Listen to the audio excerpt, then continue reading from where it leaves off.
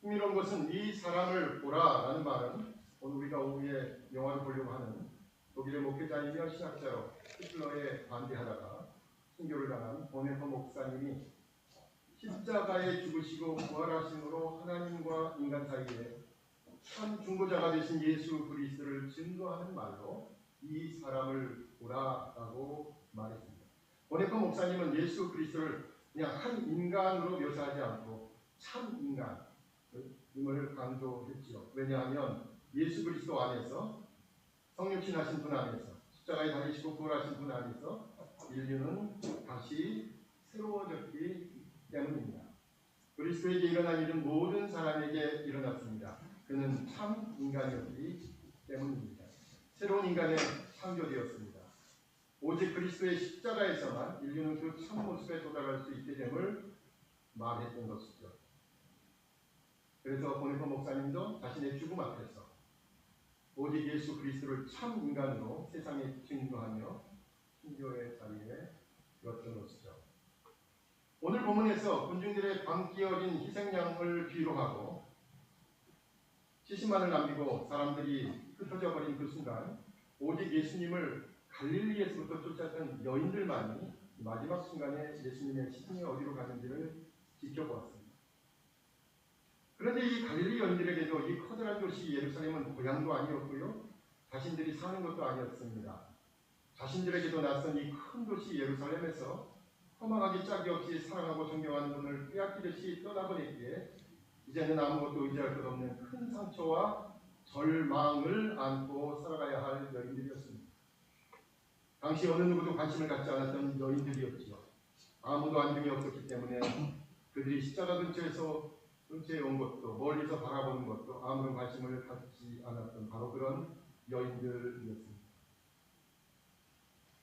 그리고 나서 저희와 같이 읽은 두 번째 본문에서 바로 이 여인들, 절망에 빠진 사람들이 예수님께서 묻힌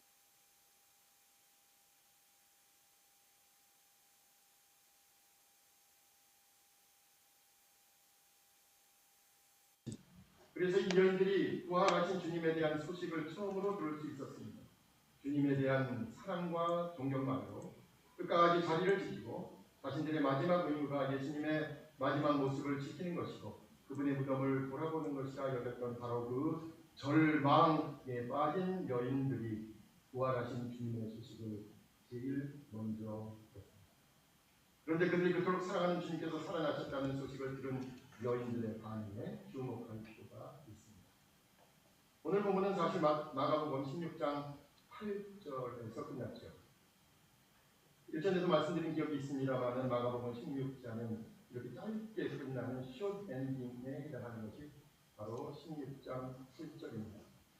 여러분이 혹시 성경을 갖고 계신다면 마가복음 16장 9절에서 20절까지는 롱 엔딩에 해당하는데 여러분 성경에도 아주 친절하게 각 뒤에 이렇게 되어 있습니다.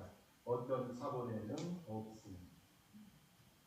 그래서 어쩌면 마가복음이 갑자기 16장 8절 오늘 우리가 같이 읽은 데까지 해서 끝나는 것, 그것이 오히려 진실에 가까울 수 있다라고 얘기하는 분들이 많이 있습니다. 그 불쌍하고 아무 희망이 없어 절망에 빠진 여인들의 진솔하고 소박한 반응을 볼 수 있기 때문입니다. 여자들이 몹시 놀라 떨며 나와 무덤에서 도망하고 무서워하여 아무에게 아무 말도 못하더라는 것입니다. 부활절 바로 그 아침에 죽은 자가 살아났다는 소식을 들은 여인들의 이 반응이 가장 적확한 표현이라는 확신이 듭니다.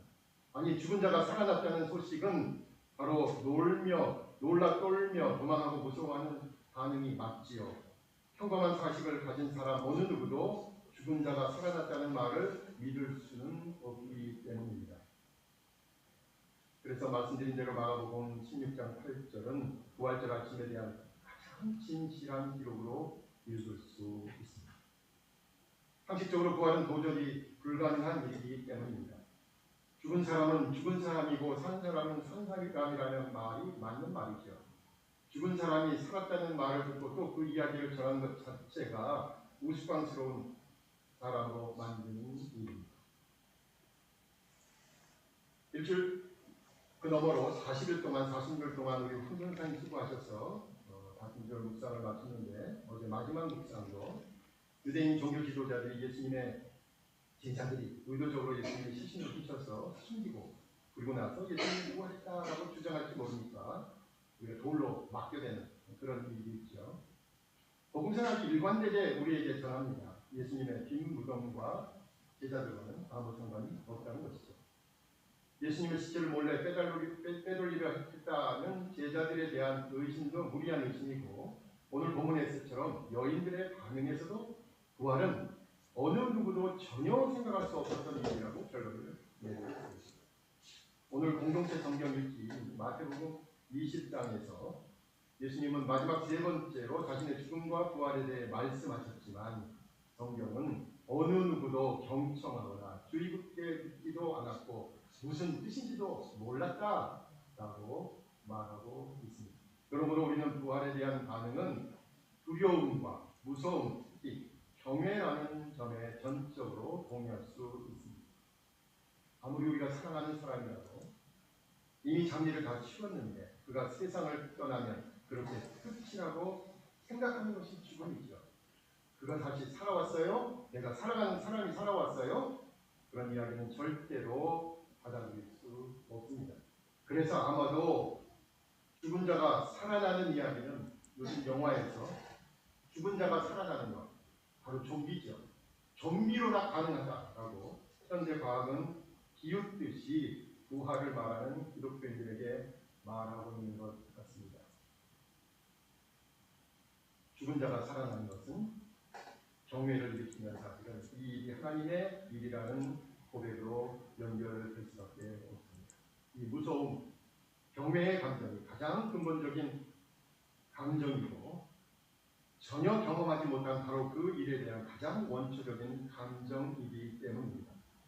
우리의 상식과 경험과 지식으로는 더 이상은 불가능하다라고 생각한 바로 그 지점에서 전혀 기대할 수 없는 일이 일어났기에 우리는 그것을 기적이라고 합니다. 그 기적은 우리가 기대하지 않았기에 너무나 놀랍고 무서운 일이죠. 선수층이 붕괴돼서 최하위로 떨어지고 있는 팀이 현재 1위를 달리고 있는 팀을 이겼다는 확률이 낮은 일이 일어났다는 말이 아닙니다. 세인의 주목을 받지 못한 회사의 종목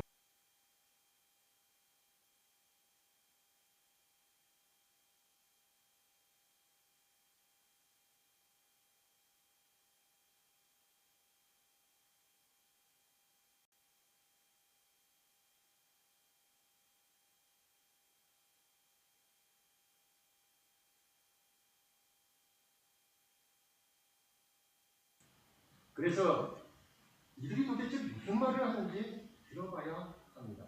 이 부활이라는 말이 사실의 문장인지 문학적 은유의 표현인지 아니면 심리적 불안정의 반론인지 알아봐야 하는 것이죠. 그래서 우리가 생각할 수 있는 부활에 대한 가장 첫 그리고 가장 원초적인 반응은 무서움이라는 사실에 주목해야 합니다. 예수님의 죽음을 끝까지 지켜본 이들, 그 아무런 소망도 희망도 기대도 없이 절망에 빠졌던 여인들이 부활의 소식을 제일 먼저 들었다는 점에 주목하라고 저는 이제까지 말씀드렸습니다. 그리고 그 여인들의 첫 반응이 바로 무서움과 경외라는 점에 저는 마가복음의 진실이 충분히 담겼다고 말씀드렸습니다. 부활의 소식은 아무런 가능성이 없는 것에서 그 일을 가능하게 하신다는 점에서 우리에게 역설적으로 우리의 삶에 대한 경외를 갖게 합니다. 죽은 자를 살리면서까지 하나님께서는 무엇을 하려고 하신 것일까요? 그것은 우리를 살리려고 하신다는 것이죠. 우리 인간의 가장 두려워하는 바로 그 죽음조차도 하나님이시기에 이길 수 있음을 보이신 것이기 때문입니다. 그렇다면 우리가 지금 마주한 가장 두렵고 힘든 바로 그 일에 대해서 우리가 전혀 기대하지 못한 방법과 일을 준비하고 계신다는 믿음도 가능합니다. 아니, 이 부활의 신앙만이 죽을 것 같은 세상에서 살아갈 수 있는 유일한 방법이기 때문입니다.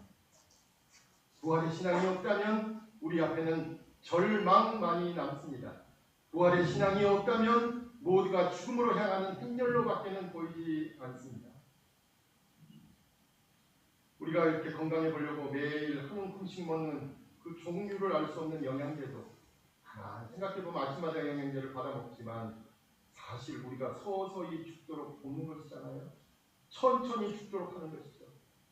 그 죽음이 천천히 오면 우리는 장수한다고 하고 그 죽음이 빨리 오면 요절이라는 단어를 쓸 뿐인 것이죠. 우리 모두가 죽음의 도상에 있다는 것을 부정할 수 없습니다. 그런데 부활의 소식은 바로 그 상식적인 인생관이나 세계관을 뒤흔들고 뒤집고 전복하는 이야기입니다.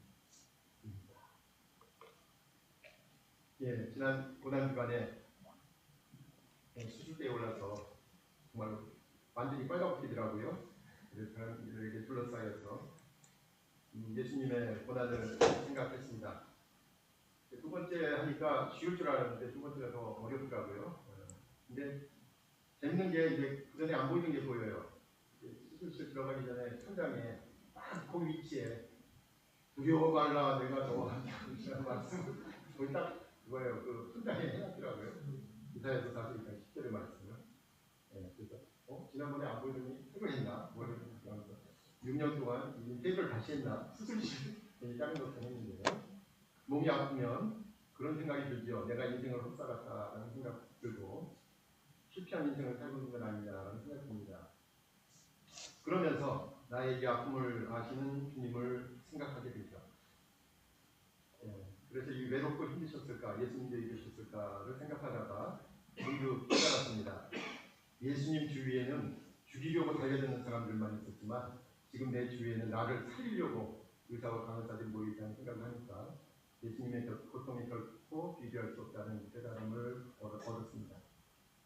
우리 인생에서 힘든 일을 마주하면 우리가 아는 실패의 도움이어가 수도 없이 생각납니다. 그리고 앞으로 나에게 벌어질 일들을 생각하면 두 다리에서 힘이 쑥 빠지고 맙니다. 그런데 우리 모두가 겪는 바로 그 절망의 상황에 예수님께서 부활하신 모습으로 우리에게 오셨습니다. 그리고 다시 한번 일어서자, 다시 한번 해보자 라고 우리의 힘을 꽉 잡고 일으키십니다. 그래서 부활의 소식은 단순히 죽음에 대한 두려움만을 이기신 것이 아닙니다. 그것은 삶에 대한 불안과 두려움도 이길 수 있다. 삶에 대한 희망의 소식을 우리에게 속삭이시는 것입니다. 우리가 매일 마주하는 고통과 고난이라는 그 헤어나지 못하는 모든 불합리하고 부조리하며 불가능한 일들에 대해서 부활의 소식으로 세상을 뒤집어보는 시각을 얻는 여러분이 되시기 바랍니다. 그래서 마지막으로 부활의 소식을 들은 사람들의 변화에 주목할 필요가 있습니다. 어떤 사람들은 십자가와 부활 속에서 하나님의 아들이라고 제법 정답을 말하기도 했고 어떤 사람은 이 사람을 보라라고도 말했습니다. 그런데 중요한 것이 있습니다. 부활의 소식을 듣고 믿는 사람들은 자신의 새로운 자리를 찾게 되었다는 사실이죠. 부활의 소식을 들은 사람들의 모습과 표정과 행동이 변하기 시작했습니다. 자신을 위해 살던 사람들이 죽었다 부활한 예수님을 본 이후로 변하기 시작했습니다. 그렇게 겁이 많던 이들이 주님을 대놓고 증거하기 시작했습니다. 서로 잘났다고 다투던 이들이 상대방을 인정하고 상대방을 위해서라면 내 것을 포기할 줄 알게 되었습니다. 그렇게 이렇게 변화된 사람들을 통해 우리 교회는 본격적으로 시작된 것입니다. 1981년 1월 17일 5.18에 대한 배후 조종자로 군사정부에 의해 사형 선고를 받고 청주교도소에 있던 김대중 대통령이 부인인 이효 여사에게 보낸 편지 일부에 제가 오늘 하고 싶은 말의 내용이 그대로 있더라고요. 부활을 믿지 않으면 비겁했던 사도들이 예수님 사후에 가졌던 그 용기와 희생적 헌신을 설명할 길이 없으며 예수님께 적대적이었던 사도 바울의 회심과 결사적 포교 행각을 설명할 수 없어. 크리스천 신앙의 참된 결단과 갈림길에 우리가 주님의 부활을 사실로 믿느냐 여하라고 믿으며 나의 절절한 신앙 고백으로서 당신에게 전합니다. 이렇게 편지를 썼습니다. 지금도 기독교가 진리라는 증거를 대라. 도대체 기독교가 무엇이기에 이렇게 진리라고 말하느냐? 소리치는 세상에 대해 여러분은 무슨 증거를 내놓겠습니까? 그냥 가서 또 예수님은 부활하셨다라고만 그냥 그 말만 녹음기처럼 말씀하시겠습니까? 아니죠. 이제는 저와 여러분의 부활 신앙을 증거로 제시해야 합니다. 세속적인 가치관을 웃음으로 넘어서는 그런 삶을 보이면서 예수님 부활하셨구나. 저 사람들을 보니까 알겠다라고 얘기해야 되겠죠. 저와 여러분에게 맡겨진 십자가를 감당하려는 자세를 보면서 정말로 저 사람이 변한 걸 보니까 예수님이 부활하셨나 보다라고 얘기해야 되겠죠. 우리 주님으로부터 받은 그 큰 은혜를 주위를 향해서 나눠주고 베풀면서 저 사람이 저렇게 베풀고 나누는 걸 보니 정말로 뭐가 있긴 있는가 보다. 이게 우리가 증거할 수 있는 유일한 증거지요. 말씀을 마무리합니다. 주님께서 부활하셨습니다. 제가 아무리 이렇게 얘기를 해도 부활절의 가장 중요한 메시지는 뭐겠습니까? 기쁨입니다. 기쁨. 그래서 제가 오늘 사실 감정선을 좀 이렇게 주제어들을 좀 나열해 봤는데요. 절망이란 단어였고요. 처음에. 그죠? 절망의 여인들이 부활의 소식을 제일 먼저 들었고요. 그리고 부활의 소식을 들었을 때 그들의 반응은 무서움이었고요. 경외에서 무서움으로. 그리고 그 무서웠던 그들이 주님을 뵙고 삶이 변화돼서 결국은 기쁜 부활절을 맞게 되었다. 이렇게 말씀드렸습니다. 그저 부활절이라 흥청망청하지 말라고 말씀드린 거예요. 그 전에는 죽음이라는 절망이 있어야만 부활하는 거죠. 그리고 하나님의 그 귀한 사건을 무서움으로 대할 수 있어야 부활의 소식은 진정한 기쁨으로 우리에게 오는 것입니다. 이 사람을 보면서, 그 예수님을 보면서 저와 여러분 모두 혹시 절망적인 상황, 암담한 현실, 아무리 생각해도 수가 안 보이는 그 상황에 처해 있다 하더라도 바로 그 사실 때문에 바로 여러분이 제일 먼저 예수님의 진실을 알아볼 수 있는 그런 여인들과 같은 사람들이 될 것이고, 그리고 그 사건의 그 놀라움을 보면서 결국은 주님과 함께 기쁘게 또 행복하게 우리에게 맡겨진 삶을 하루하루 살아내는 우리 모두가 되시기를 간절히 부탁드립니다. 기도하겠습니다.